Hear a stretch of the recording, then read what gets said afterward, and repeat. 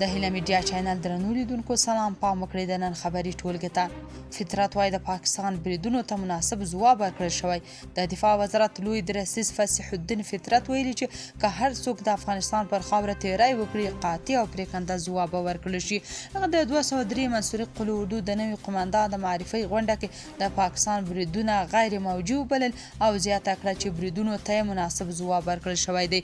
فطرت په دې غونډه کې وویل چې د ګاونډي هیواد له لوري وروستي بریدونه بې دلیل او غیر موجود او زیاته کړه چې د دې بریدونو مناسب ځواب ورکړل شوی دی. هغه په ټینګار وویل چې افغان حکومت هیڅکله د جګړې پیلونکی نه دی او د جګړې غوښتونکی هم نه دی، خو که جګړه پر موږ تحمیل شي زموږ امنیتي ځواکونه به په میړانه د وطن دفاع وکړي. د فطرت په وینا افغان حکومت د خپل هیواد د تمامیت او حاکمیت په دفاع کې هیڅ ډول جوړجاړی نه مني. نوموړي وویل موږ به د افغانستان له خاورې په قهرمانۍ دفاع کوو او هیڅ بهرني ځواک ته به اجازه ورنکړو چې زموږ ملي حریم کې لاسوهنه وکړي. بلوچستانو 4 پاکستاني پوځیان وژلي.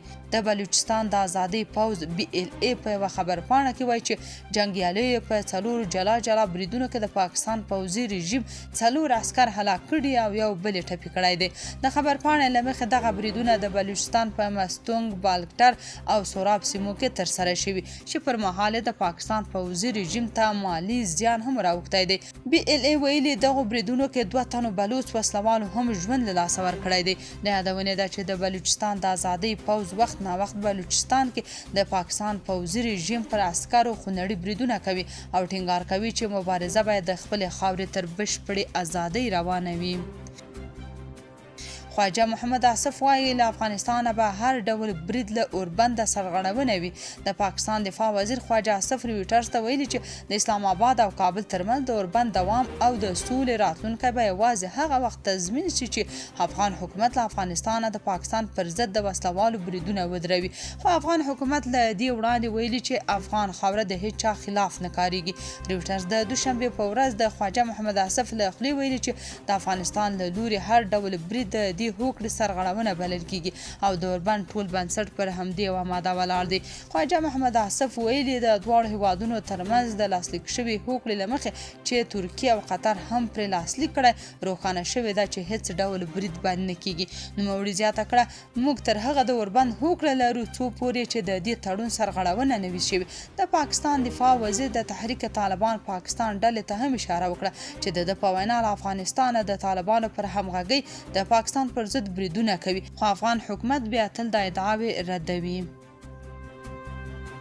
د منظور پښتین د نیولو امر وشو. پکتیکا کې پر عامو خلکو د پاکستاني الوتکو د بمبار له غندلو وروسته د پنجاب د ترهګرۍ ضد محکمې د پښتون ژغورنې غورځنګ مشر منظور احمد پښتین د نیولو حکم صادر کړ او ویلي دي چې هیڅ څوک ضمانت هم نشي کولی. منظور پښتین پر ملکیانو د پاکستان بمبار ترهګریز عمل بللی و. د پاکستان حکومت د خیبر جرګې جوړولو له امله د پښتون ژغورنې غورځنګ په ممنوعه لیست کې شامل کړ او په منظور پښتین یې بندیز ولګاوه. د هماغې مودې منظور پښتین ځان ګوښه کړی دی. پاکستان کې د رومیانو قحطي راغلی. د پاکستان او افغان حکومت ترمنځ د جګړې له وجې پاکستان له افغانستان سره خپلې ټولې لارې وتړلې چې د افغانستان لخوا د رومیانو ورتلل هم بند شول.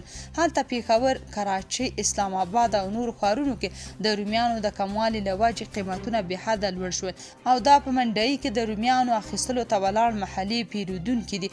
پاکستان کې وروستیو سیلابونو د رومیانو کروندې ویجاړې کړي دي او ټوله تکیه دا مهال پر افغانستان ده. تازه د سپین بولدک لاره پرانیستل شوه او احتمال شته چې ژر د تورخم لاره هم پرانیستل شي.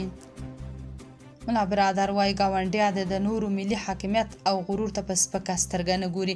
د ریاست الوزرا اقتصادي مرستیال ملا عبدالغني برادر په پاکستان په غیر مستقیم ډول غږ کړی چې د هیوادونو ملي حاکمیت، غرور او ملت ته په سپکه سترګه نه ګوري او په متقابل درناوي ولاړو اړیکو ته دې مخه کړي. ملا عبدالغني برادر د دوشنبې په ورځ د ترکمنستان ملي رهبر قربان علي بوردي محمدوف او ملي ترکمنستاني پلاوي سره په کتنه کې پر ګاونډي هیوادونو غږ وکړ چې د تقابل او غیر اصولي کړنو پر ځای په متقابل احترام ولاړو اړیکو ته مخه کړي. نوموړي پاکستان ته له مستقیمې اشارې پرته چې په دې وروستیو کې پر کابل او کندهار هوایي بریدونه ترسره کړل وویل چې د هیوادونو ملي حاکمیت غرور او ملت ته د په سپکه سترګه نه ګوري. برادر دغه خبرې د افغانستان په خاوره کې د ټاپي پروژې د چارو د لیدنې پر مهال کړي دي. صالح وایي د سیمې وضعیت ته په پام ټاپي پروژه مړ آس دی. د پخواني حکومت د ولسمشر لومړي مرستیال امرالله صالح وایي چې په سیمه کې اوسني جیو سیاسي وضعیت ته په پام ټاپي پروژه مړه ده. صالح وایي دا پروژه دم ګړی له کندهار اخوا نشي غځېدی. نوموړي دې پروژې ته د انګریزانو مړ آس اصطلاح کارولې ده. صالح وایي لکه څنګه چې انګریزان وایي دا یو مړ آس دی. نوموړي د دې پروژې د پیل د شرایطو په اړه ویلي چې که غواړي دا پروژه عملي شي نو باید لومړی اساسي قانوني نظم بیرته اعاده شي. د خیبر پښتونخوا اعلی وزیر سهیل اپریدي په خپل لومړی رسمي غونډه کې ویلي چې د مرکزی حکومت د ناسمو سیاستونو له امله په خیبر پښتونخوا کې بیا ترهګري خپره شوې ده. هغه د مدغم شوو قبایلي ولسوالیو لپاره د قبایلي طبي کالج او قبایلو د ماډرن علومو پوهنتون د تأسیس اعلان هم وکړ. اپریدي ویل چې د 2024 کال د فبرورۍ پر 8 د ایالت د خلکو د رایې پر ضد هڅې شوې وې خو د پولیسو او بیوروکراسي په همکارۍ د خلکو رایې خوندي شوې. نوموړي د هغو کارکوونکو ستاینه وکړه چې د خلکو د حق په ساتنه کې مرسته کړې. اپریدي ټینګار وکړ چې د هرې سیاسي ادارې پر اجنډا د عمل مسؤلیت د حکومتي ادارو دی او د فساد پر ضد د صفر زغم پالیسي به دوام وکړي. هغه د مدغم شوو ولسوالیو لپاره د قبایلي طبي کالج او قبایلو د ماډرن علومو پوهنتون د تاسیس اعلان هم وکړ. د خیبر پښتونخوا اعلی وزیر په حکومتي ادارو کې په اصلاحاتو ټینګار وکړ او ویل چې پولیسو ته به ټول ضروري وسایل او بودیجه ورکړل شي او د ترهګرۍ پر وړاندې به قوي اقدامات ترسره شي. روسیا وایي چمتو ده چې له ایران سره په ټولو برخو کې اړیکې پراخې کړي. روسیې د لویدیځو هیوادونو د فشارونو او د ایران د اټومي پروګرام پر سر د روانو ناندرې په منځ کې اعلان کړی چې مسکو له ایران سره د همکارۍ د پراخولو لپاره په ټولو برخو کې چمتو دی. د کرملین ویان دیمیتری پیسکوف د دوشنبه په ورځ ویل چې روسیا په ډاډ سره چمتو ده له ایران سره په هره برخه کې همکاري پراخه کړي. ایران زموږ ستراتیژیک شریک دی او زموږ اړیکې په چټک ډول وده کوي. پیسکوف زیاته کړه چې اروپایي هیوادونه د ایران د اټومي پروګرام په تړاو بې ځایه فشارونه اچوي او وضعیت ډیر پیچلی بللی دی.